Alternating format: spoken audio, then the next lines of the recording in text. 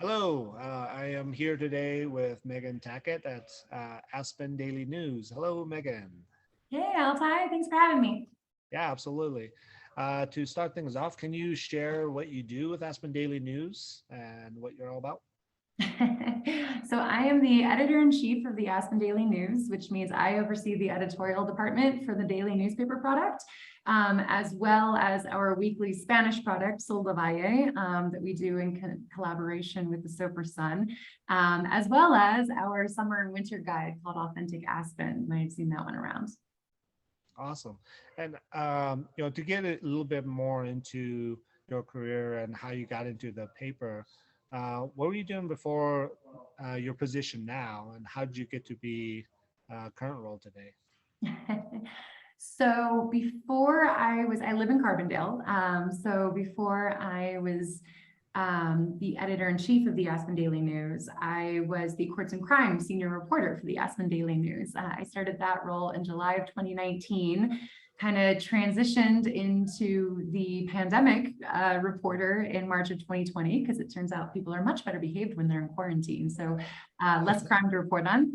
And by October of 2020, I was promoted to the editor-in-chief role. And before I came to ADN, I was actually splitting my time. So my degree is in journalism. I love journalism, but I have a very uncharacteristic background. I'm not one of those people that knew I was always going to work in newspapers and it's a perfect linear path. That's not the case at all, actually. So before I was with Aspen Daily News, I was splitting my time. I was a part-time staff reporter for the Soper Sun, which is the weekly nonprofit newspaper in Carbondale, and also with KDNK, the community radio station there. I hosted a couple of NPR shows and a live public affairs show called Express Yourself that I loved. And that was wonderful and great, but it wasn't my primary source of income. My primary source of income was I was an SAT and ACT tutor. I was kind of helping kids make that transition for all things college admissions, which I'm guessing some of them probably just like tightened up even hearing that the words SAT and ACT in college application essays.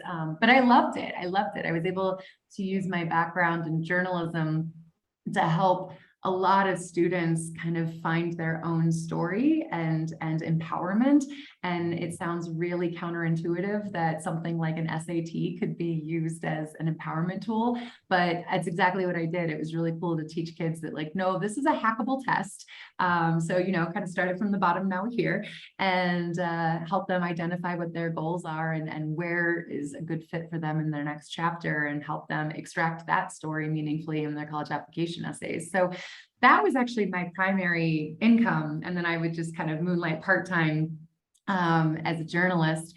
And then I want to say, yeah, well, it was in late 2018, early 2019 that, increasingly more schools started going test optional. There was a big scandal about, really, really privileged parents trying to game the system and pay off test proctors and everything else. And I don't know, I started to think, am I the baddie?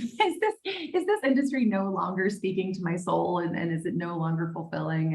And I determined that, yeah, it was time for a switch up. And while I loved working with my students, I wasn't feeling fulfilled by the industry of test prep anymore. And so but I still felt very fulfilled with my roles at the Soper Sun and KDNK. And so I was like, maybe it's time to get back into journalism more traditionally.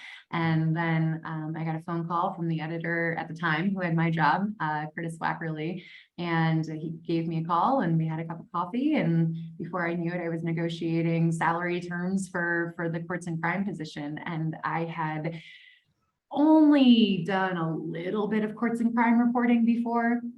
But I had always wanted to go to law school, and a lot of my friends are attorneys, and I just couldn't justify the debt to go to law school because I knew I would probably just turn around and work pro bono on the border, and that wasn't a good life plan either for paying the rent. So I had been temporarily pre-law in my own college aspirations and loved media law classes and things of that nature. So I thought, well, I don't have a ton of experience with courts and crime, but I'm fascinated by the law and the complexities of it. And I think it's important that you can, I think, there's a lot of compassion that can be inserted into courts and crime reporting. It's not just, focusing on somebody on the worst day of their lives. You can also use it as a tool to really weigh compassionately the public's right to know versus invasion of privacy, or being a little sensationalist and unnecessary, and making things worse for that defendant than they need to be. So that's a really neat exercise in journalism ethics that I got to explore, as well as, it's like law and taxes, right? These are the two structures that all of us have to operate in within, as citizens of this country. And we don't know very much about it, until you have to prepare your taxes for the first time. You don't really know much about it. Well, until you find yourself in the criminal justice system for the first time, you may not actually know very much about it. So courts and crime reporting for me became an opportunity to educate my readers as well about the system that they live under. So that's the last couple of years for me of how I kind of fell back in love with journalism. Very cool. For students that are potentially interested in journalism, what kind of advice can you give them for their future? Oh man, journalism is not one of those jobs that you go into unless you really love it, right? It is such a fun, there's certain jobs you can do and you leave, you get to leave work at work and you go home at the end of the night and you're collecting your paycheck and you're living your best life, but your identity isn't necessarily wrapped up in your work, right? Journalism is not that. Journalism is a bug. It gets under your skin, and you take it home sometimes, and it is part of your identity because it's such a unique way to get to know your community and the people that make up that community, because it is naturally public facing. People recognize your name because they read it in the newspaper by Megan Tackett. They see your headshot at the bottom of your articles online. You do get invited to speak on the radio, or your broadcast journalist, and they're literally seeing you on their TV, or they're listening to you on their commute. So they feel like they have a real relationship with you, even though you've never met them before personally. And it's one of the most rewarding dynamics I have ever experienced. Even, as a courts and crime reporter in particular, and as editor-in-chief of a newspaper, those two roles tend to attract some contention sometimes. Not everybody is happy with every decision I've ever made. And not everybody's happy with what's in the newspaper every day. And yet they'll feel that I'm accessible enough that they can email me or call me, even though we don't have a relationship, to give me a piece of their mind. And a lot of people that I have the best relationships with, a lot of my readers, they weren't happy with me when they first called me. And having that opportunity, especially right now, I think the one thing we all agree on is that we're all so polarized and so divided. And so I'm in a really unique spot to regularly engage with people with whom I might not agree, that might have an idea of me that's really wildly inaccurate. They're really mad and they're making assumptions about me. And then you give them an opportunity to meet you and talk with you, and all of a sudden it's that spark of human connection. And wait a minute, I do like you. I still don't agree with this thing, but I at least have an opportunity to understand from where you were coming when you made that decision. I think we need more of that. And journalism, in an era of misinformation and, conspiracy theories flying everywhere and people wanting to insert politics into any and all arena, often to the detriment of otherwise what could have been friendships, or at least pleasant interactions.